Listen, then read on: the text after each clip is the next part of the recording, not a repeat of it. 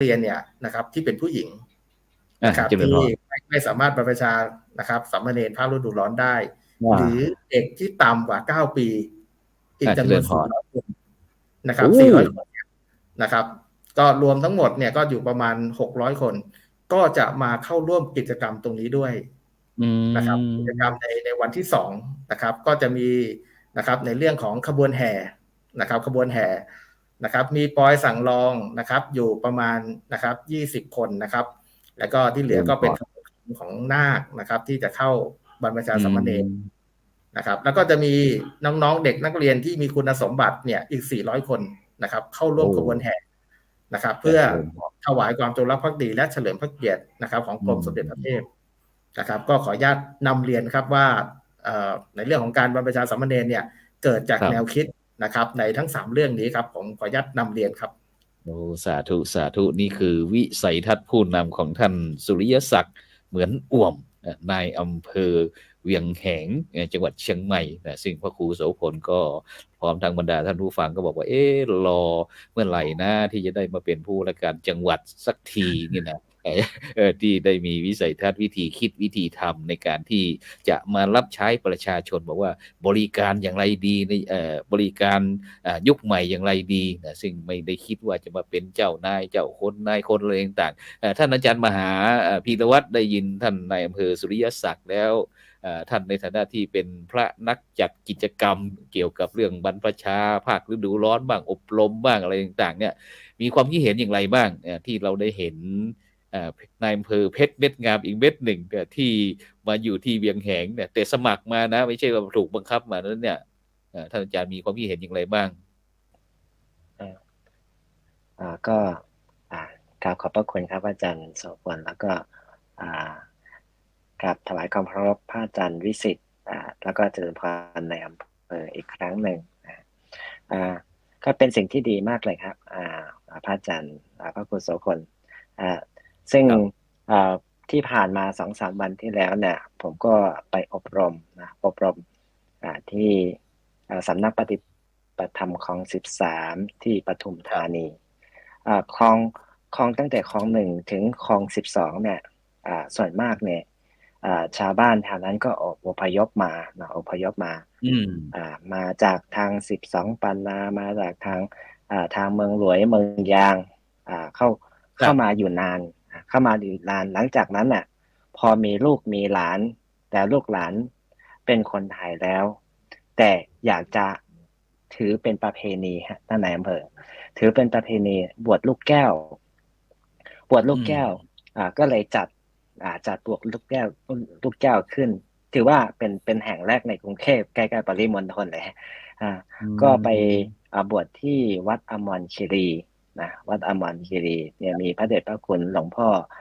พระราชปริยัติยาภรณ์ที่ปรึกษาเจ้าคณะกรุงเทพมหานครเป็นอุปัชฌาย์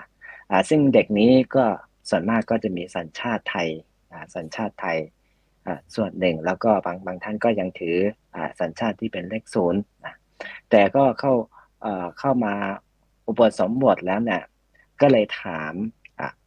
ลูกเนนว่ารู้สึกอย่างไรนะการเข้ามาบวชเป็นลูกแก้วก็เป็นครั้งแรกนะแล้วเป็นครั้งแรกจริงๆในอำเภอเพราะว่าที่พระราม8เนี่ยที่ไปแห่กันก็ตีกลองตีอะไรไปคนเขาก็มองเขาทำอะไรกัน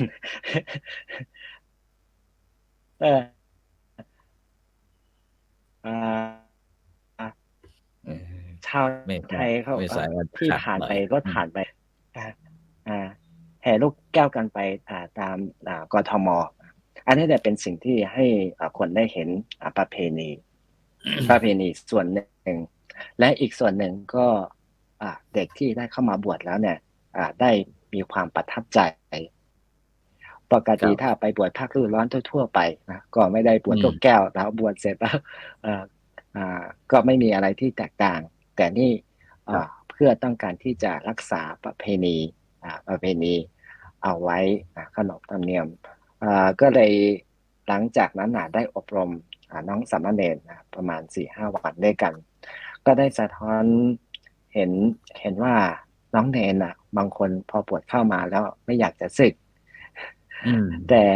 ด้วยเหตุที่โครงการส่วนหนึ่งอีกส่วนหนึ่งก็อ่าต้องลาไปไปศึกษาต่อศึกษาต่ออันนี้ก็เลยเป็นเหตุแต่สำหรับน้องเนนที่ได้เข้ามาแล้วเนี่ยเขาก็เลยบอกว่าที่ได้มาเรียนกับพระอาจารย์รู้สึกว่าสนุกรู้สึกว่าได้ข้อคิดก็ส่วนมากผมจะใช้ของ active learning ได้เข้าไปส่วนหนึ่งอีกส่วนหนึ่งสมัยก่อนก็คืออาตมา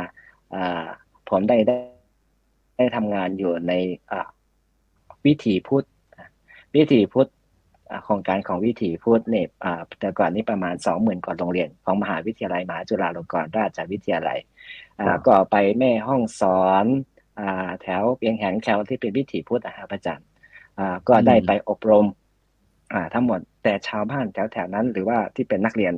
เขาดีใจมากที่ได้เห็นพระพระได้เข้าไปพูดคุยก็เลยว่าจนกลุ่มน้อยที่อยู่ทางเวียงแหงก็ดีอยู่ทางแม่ฮ่องสอนหรือทางที่ไหนก็ตามเนี่ยที่มีโอกาสได้เข้ามาบวชอีกประเด็นหนึ่งมีโอกาสเข้ามาศึกษาธรรมะได้เจอพระเขารู้สึกว่าปลาบปลื้มใจและได้สร้างคุณงามความดีให้แก่เขาเป็นสิ่งที่มีประโยชน์มากๆนะฮะที่โครงการนี้ได้จัดขึ้นอาจารย์ครับครับซึ่งวันนี้ท่านอาจารย์ดร.วิสิทธิ์ครับผมได้มีโอกาสไปที่ไปเข้าในพิธีผูกพัทธสีมาฝังลูกนิมิตนะครับที่อุโบสถบุญชุ่มรัตนบุรีนะครับวันนี้พรุ่งนี้ก็จะมีของฝากไปให้ท่านนายอำเภอด้วยนะเป็นเหรียญของครูบาบุญชุ่มเอาเปล่านะท่านนายอำเภอเอาไหม นะซึ่งผมก็ไปโฆษณาคุยนี่แหละคุยวิธีคิดวิธีทำของท่านอาจารย์ดร.วิสิทธิตวิสิทธโธนี่แหละว่าเดี๋ยวนี้มหาวิทยาลัยมหาจุฬาลงกรณราชวิทยาลัยวิเขตเชียงใหม่ของเราโดยเฉพาะเราได้เปิดเป็นศูนย์การเรียนโพธิวิทยาลัยขึ้นมาเพื่อที่จะเพราะว่าในสังคมในปัจจุบันอย่างที่พวกเราเจอมักจะบ่นกันบอกเวลามีโครงการชวนเด็กนักเรียนชั้นป.5 ป.6 ม.1 ม.2 เดี๋ยวนี้ไม่ค่อยบวชไม่อยากจะบวชแล้วก็หาคนที่จะบวชยากมากๆนะครับแต่ในซึ่งเราก็มาเจอเพชรเม็ดงามอีกเม็ดหนึ่งก็คือผู้ช่วยศาสตราจารย์ดร.วิสิทธิวิสิทธโธนะซึ่งเพิ่งมารับตำแหน่งผู้อำนวยการสนับสนุนฝ่ายวิชาการ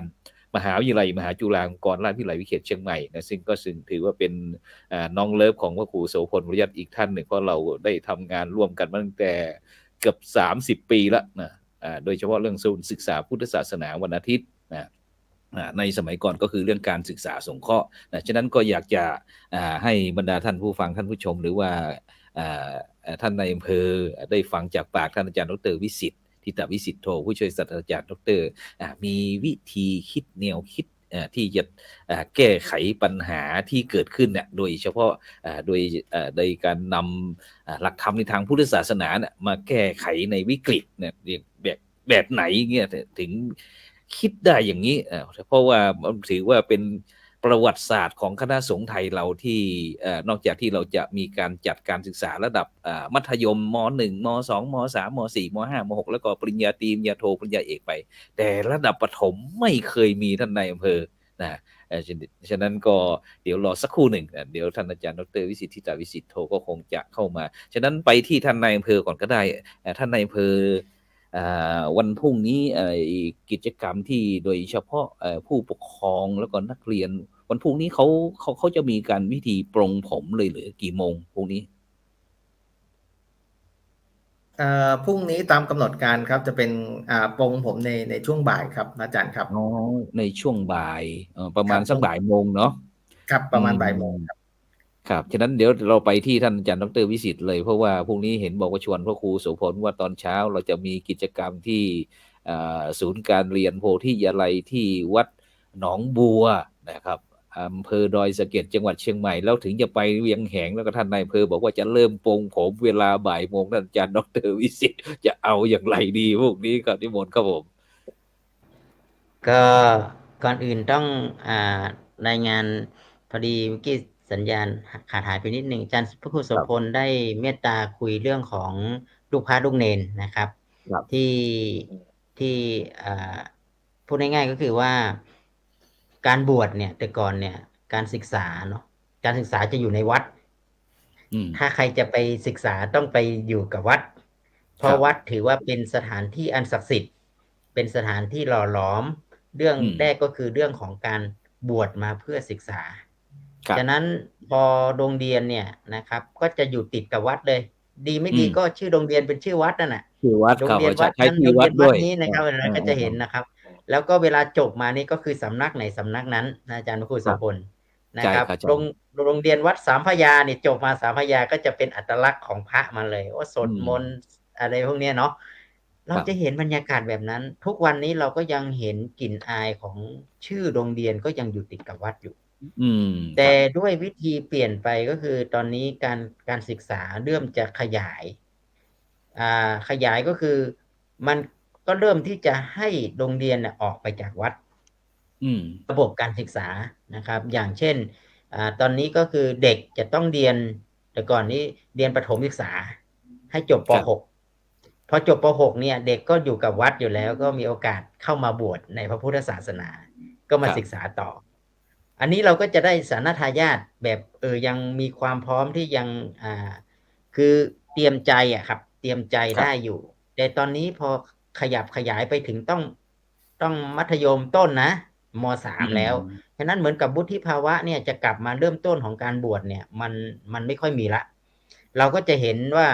คนที่จะจบม.3 ก็ต้องไปต่อม.4 5 6อันนี้ในโอกาสที่จะกลับเข้ามาบวชในพระพุทธศาสนาที่จะศึกษาเนี่ยก็น้อยลงฉะนั้นการบวชของคนเราจึงลดลง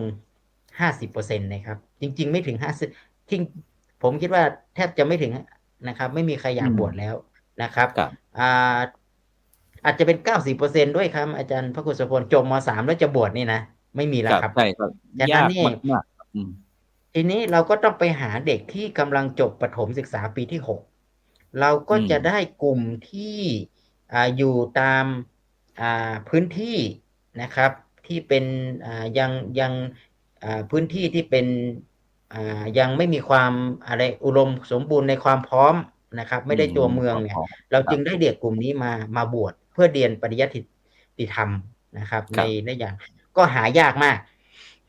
หายากครับโรงเรียนพระพิธรรมเนี่ยแค่บางโรงเรียนเนี่ยแต่ก่อนเนี่ยโรงเรียน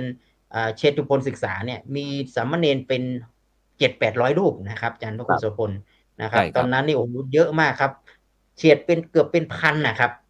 แต่ตอนนี้เนี่ยเหลือไม่ถึง200รูปนะอาจารย์ครูโสพลอันนี้ก็จะเห็นว่าวิกฤตอันนี้คือม.1 ถึงม.6 เลยนะครับอันนี้วิกฤตของสามเณรเนี่ยก็เข้ามาแล้วสุดท้ายเนี่ยล่าสุดเนี่ยเรายังเจอประเด็นอีกอันหนึ่งก็คือว่าสามเณรเนี่ยนะครับโดยเฉพาะพื้นที่ข้างล่างก็ไม่ค่อยมีใครบวชนะครับแล้วก็ไม่ค่อยมีใครสนับสนุนแต่วัฒนธรรมของล้านนาหรือพื้นบ้านเราที่ท่านมหาพีรวัตรว่าเนี่ยเรายังนิยมบวชปล่อยสางรองหรือปล่อยลูกแก้วซึ่งชาติพันธุ์ทั้งหลายเนี่ยครับนะมาบวชกันคือสถานการณ์ที่หายไปตอนนั้นเรามีสถานการณ์โควิดเฉยๆครับรัฐบาลหรือนั่นเขาห้ามให้เราทำพิธีนู่นนี่นั่นก็เลยหายไปแต่วัฒนธรรมอย่างนี้เนี่ยยังคงอยู่นะครับกับชาติพันธุ์หรือพี่น้องที่อยู่ชาติพันธุ์ในพื้นที่ชายแดนนะครับจริงๆแล้วเนี่ยเขาก็คือกลุ่มคนที่อยู่ในพื้นที่อยู่แล้วนะครับเขาก็ไปมาหาสู่กันอย่างปกตินะครับปกติวิถีชีวิตเขาอยู่อย่างนั้นเลยแล้วลูกหลานก็ไปมาหาสู่แต่พอเราไปกำหนดเขตแดนปุ๊บเนี่ยนะครับเป็นเขาเป็นเราพี่น้องจากแยกกันเลยนะครับแต่ว่าความเป็นอยู่เนี่ยยังไปมาหาสู่กันภายใต้กิจกรรมนะครับบวชอะไรต่างๆนี้อาจารย์พระครูโสพลถ้าจะไปเวียงแหงก็จะเห็นว่าพี่น้องจากฝั่งนู้นพอหลานได้บวชมาปุ๊บใช่ไหมครับพอสังเราก็จะแห่กันมาทำบุญนะครับอย่างเงี้ยมันเหมือนกับคือมันเป็นวัฒนธรรมเป็นวิถีครับอันนี้ไปแบบจะไปห้ามเขาห้ามมาไม่ได้แล้วครับมันเหมือนกับลักษณะมันเชื่อมกันไปแล้วมันเป็นเลือดสายเดียวกันมันลักษณะอย่างนี้ป่ะวิถีอย่างนี้นะครับผมมองว่ามันเป็นวิถีแห่งวัฒนธรรมนะครับแล้วมันก็ข้ามพ้นของการที่เราจะไปใช้กฎหมายบอกว่าห้ามมานู่นนี่นั่นมันไม่ได้นะครับมันเหมือนกับเป็นการมาหาสู่กันทีนี้สิ่งผมยังมองว่ากิจกรรมนี้แหละครับเป็นกิจกรรมสาร สัมพันธ์สารพลังในชุมชนที่อยู่ด้วยกัน แล้วก็เขาก็มีความภาคภูมิใจในวัฒนธรรมสิ่งดีงามทั้งหลายนี้ในการหล่อหลอมให้บุตรหลานได้บวชมา แต่ทีนี้พอบวชปุ๊บก็อย่างว่าแหละครับที่ผมนิยามก็คือว่าเขาก็ยังไม่ค่อยอยากให้ลูกศึกหรือบางลูกก็ลูกหลานก็ไม่อยากศึกนะอาจารย์พระครูโสพลเพราะว่าบวชมาแล้วรู้สึกว่าพอมีกลิ่นตรงเนี้ยลูกหลานก็บวชต่อเลยบวชเลยไม่มีแต่ทีนี้ยังไม่จบป .6 ก็ต้องบังคับพ่อแม่ก็ต้องบอกว่าลูกศึกไปก่อนนะเดี๋ยวค่อยกลับมาบวชนะอายุเท่านั้นเท่านี้ต้องไปเรียนก่อนลูกเราก็จะเห็นบรรยากาศแบบนี้หลังจากบวชเสร็จก็จะมีการร้องห่มร้องไห้ไม่อยากศึกอะไรพวกนี้เราก็จะเจอบรรยากาศอย่างนี้มาอยู่ทุกครั้งที่เราเอาเด็กมาอยู่